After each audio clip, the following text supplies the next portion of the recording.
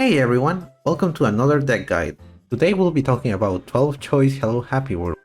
Wait. What do you mean by Hello Happy World? Uh, huh? Isn't your whole brand based around Popping Party? Sort of, I guess. Isn't Popping Party your whole thing too? Like your favorite BanG Dream group? What makes you say that? Oh well, I don't know, Miss has 50 different versions of the Popping Party deck. Out of all the pure builds of each band in BanG Dream, I'm convinced Hello Happy World is the strongest of them all after the release of the 5th anniversary set. And believe me, I say that with a lot of pain as a Popping Party fan. But goddamn, this deck is so much fun. A lot of its strength comes from the choice trigger, and how easily the deck can take advantage of it consistently. Choice is already known as one of the strongest triggers in the game. It has the effect that when it's triggered, you can choose a character with a soul trigger in your waiting room and either add it to your hand or send it to stock.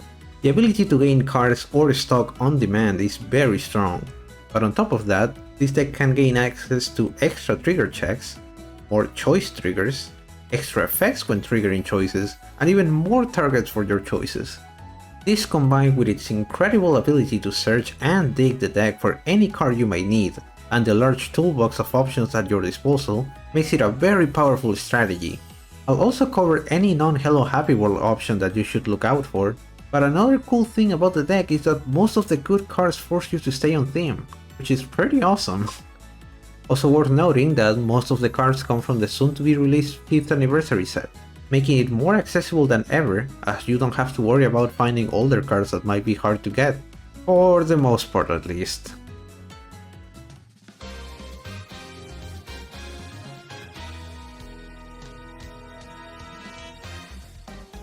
Starting with the level 0s, Kokoro is your ideal card going first, as she has the ability to look at the top 2 of your deck on attack, and choose one to keep on the top and mill the other, which combos with the second effect, that also on attack, mills one card, and if it's a level 0 character you can play it in the backstage.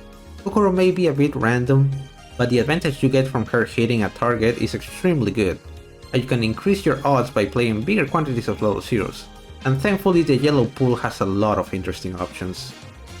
One of the most important cards of the deck is this Cannon Brainstormer, being part of our choice package. It gains the choice trigger anywhere while you have the choice climax on play. This climax is the same as the level 1 combo, and they have synergy together. Cannon is what allows you to play 12 choice triggers, and while the trigger on its own is already extremely strong, having it on a character goes over the inherent disadvantage of triggering climaxes, which is having them stuck in stock and not in waiting room or the deck. So the potential advantage this combo gives you is huge, as you remove cards from your waiting room while keeping climaxes in your deck. Pure compression heaven. But that's not all. Your second effect allows you to pick the level 1 event for your choice climaxes, giving you a bigger pool of options and consistency for the trigger. And on top of all this, she's a salvage brainstormer, or even more waiting room setup.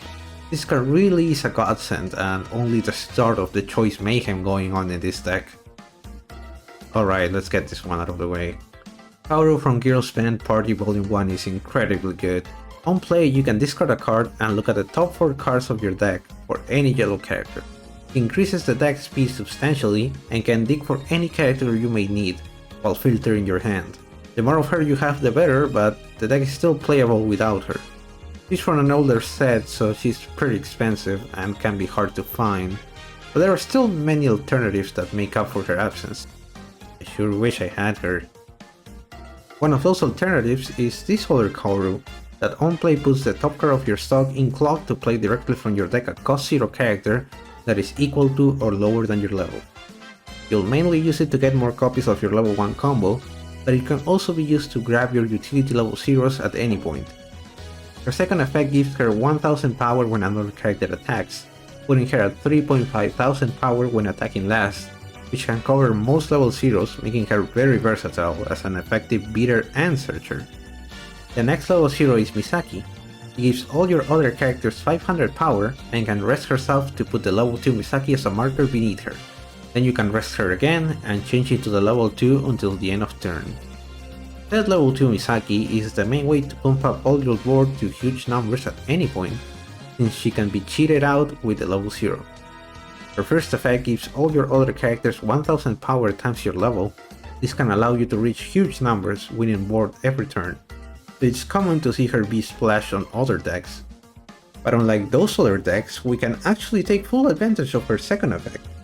When you reveal a choice climax for your trigger check, you can choose a card in your opponent's waiting room and put it in the bottom of their deck. Then you can give 1000 power to one of your characters. You'll mainly want to send a character with a soul trigger back into their deck with this effect. While giving the opponent more triggers sounds bad, this effect is meant to synergize with the level 3 combo that mills cards from the bottom of the opponent's deck and burns depending on the soul triggers. But otherwise you can still use it to mess with their compression or guarantee even more damage if their deck is low enough.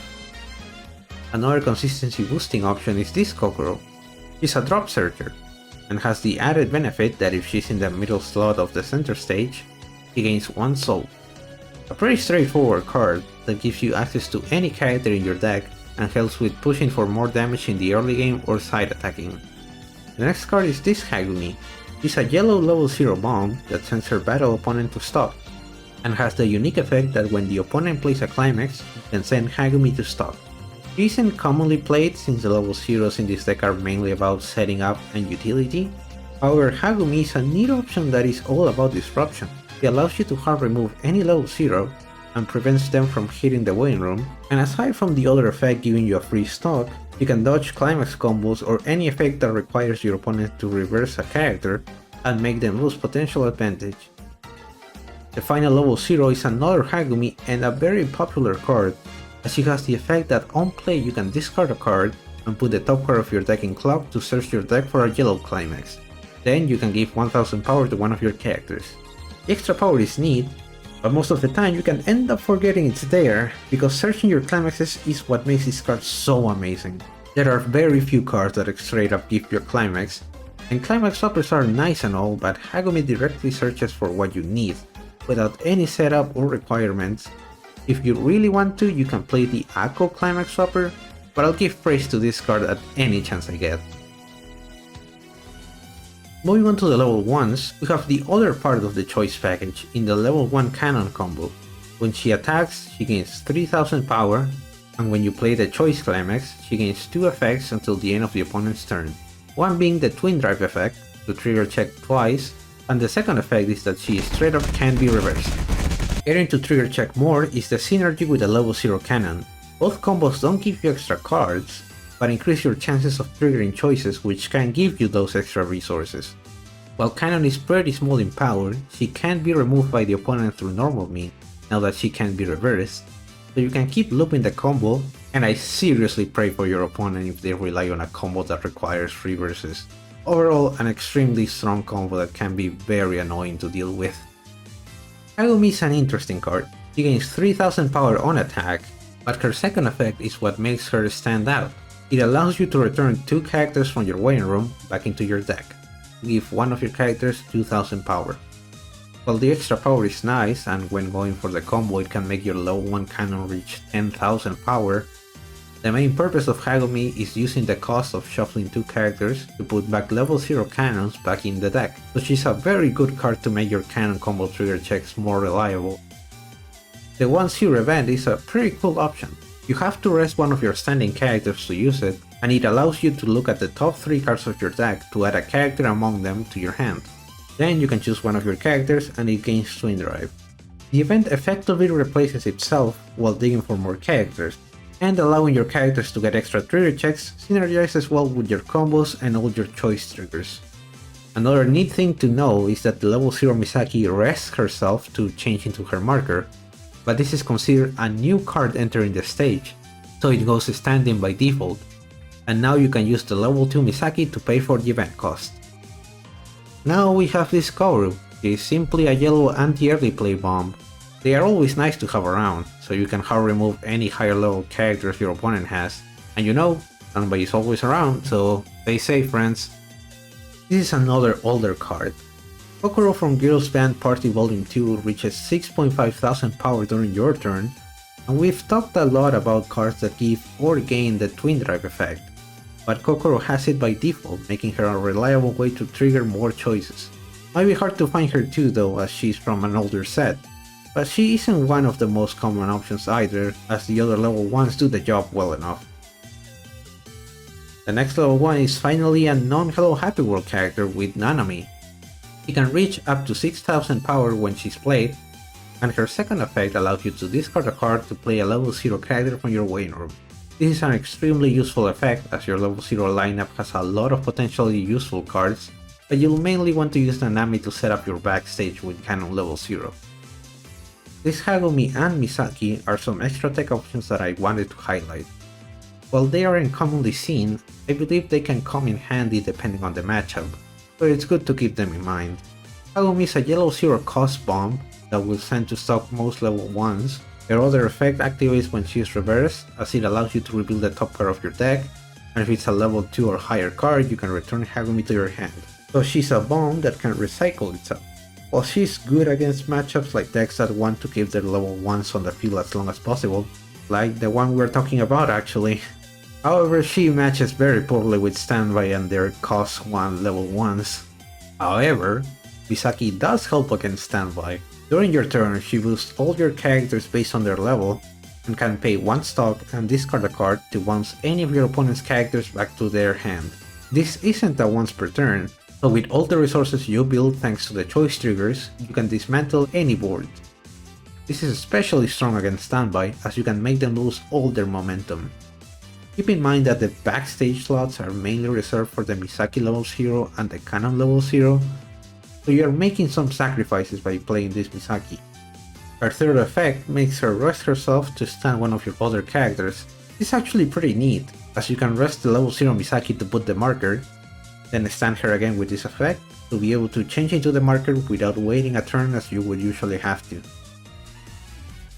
There aren't that many proper level 2s, as you mainly rely on a couple of early plays, but aside from the previously mentioned Misaki, your main level 2 is another Canon?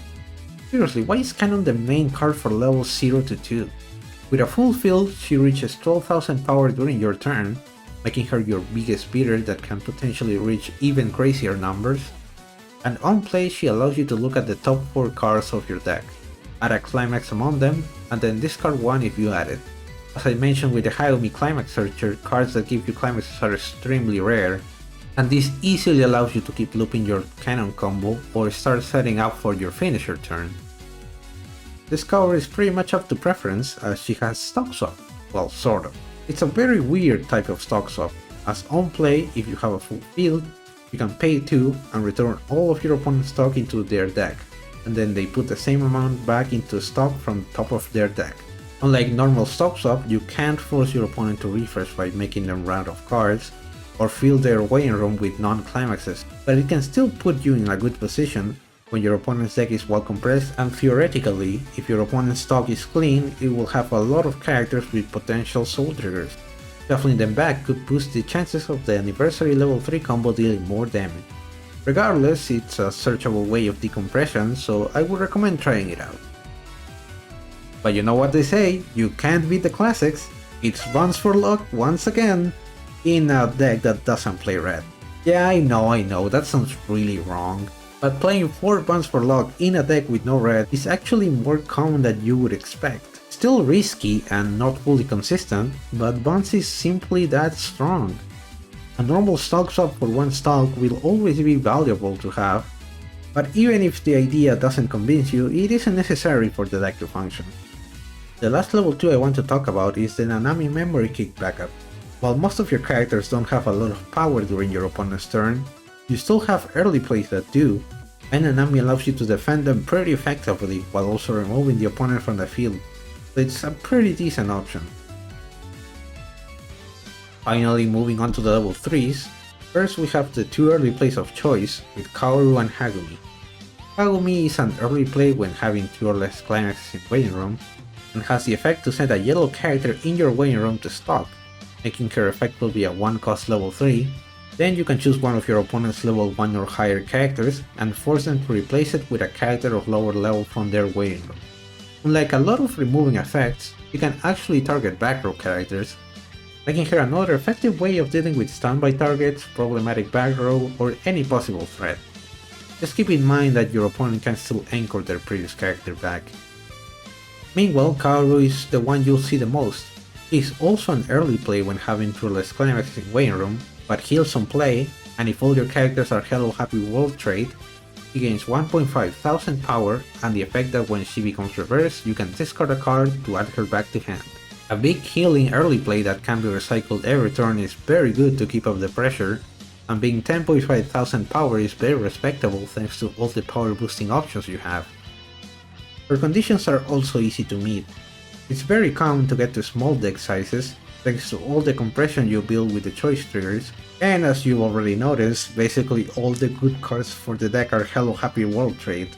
That's why some people even play Kaoru as their only early play. This Hagumi is another card that's up to preference. We don't play the Climax combo, so don't worry about the second effect. She's a tech option, as on play she allows you to draw a card, discard a card, and then bounce to hand one of your opponent's characters. This can target any character regardless of where they are, so having extra removal options is always handy. Finally, we get to talk about the level 3 combo. There's actually two popular options for this. The level 3 Kokoro from the Anniversary set and the other Kokoro from BanG Dream Volume 2.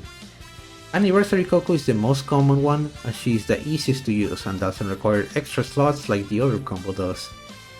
She heals on play, and the combo is on attack, mill the bottom 4 of the opponent's deck, and deal damage equal to the number of cards with soul triggers among them. It's simple but effective. Burning the opponent can force them to refresh for the guaranteed damage or waste their climaxes, and the combo doesn't require any stock or discard to use, so you can focus on playing 3 Kokoros and push for a lot of damage. He also has the added synergy with the Misaki level 2 that we already talked about to make sure that the effect doesn't whiff. On the other hand, the BanG Dream Volume 2 Kokoro has the effect to, on attack, send a yellow card in your waiting room to stock, and the combo allows you to discard 2 cards and send herself to waiting room at the end of her attack to search your stock for a Hello Happy World character. Except another copy of herself, because that would be too good. And then you can place the target on the slot she was on, so you can get an extra attack. The card you'll be sending to stock and putting on stage will be this Misaki level 3 that heals when she is played from hand or by the effect of the Kokoro combo, and then puts a Kokoro character from your waiting room as the marker. While she has the marker, she becomes 11,500 power and gains the effect to pay 1 stock at the start of the opponent's attack phase and exchange positions with one of your other characters. Needing to run the Misaki level 3 limits the space for other potential options, and the possible damage output isn't as big as with the Anniversary Kokoro combo. I personally prefer the Anniversary combo for the flexibility it brings, but by all means try both and see which one fits your playstyle more. Now here are the deck lists. You don't necessarily have to play this card by card, I should be taken as a sample that you can then customize to your liking. As always, they will be also in the description.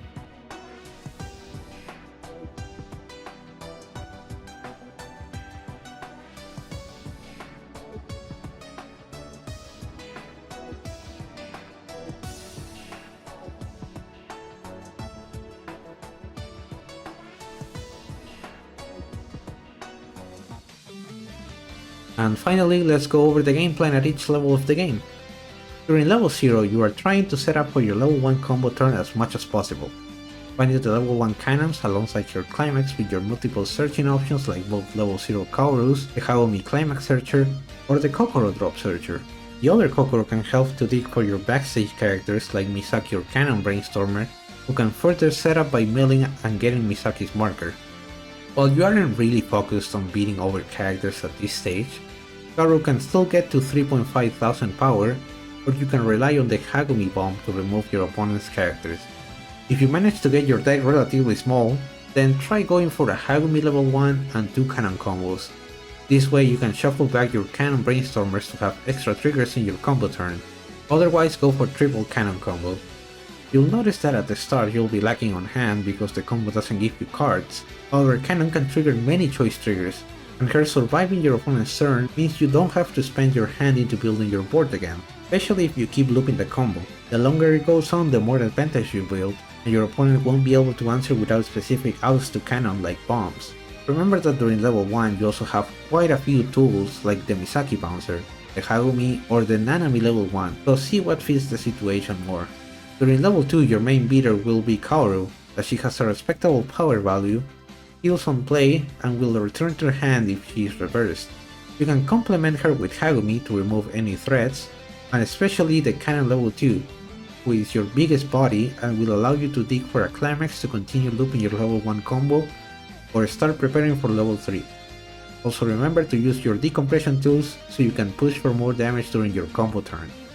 In level 3, if you are playing the anniversary combo, then you can safely use it to push for damage, since it doesn't require any extra resources to use. So even if it doesn't finish the game, you will have more than enough stock and hand to try again. Especially since Kokoro heals, so it will be harder for your opponent to kill you. Keep in mind your opponent's deck size.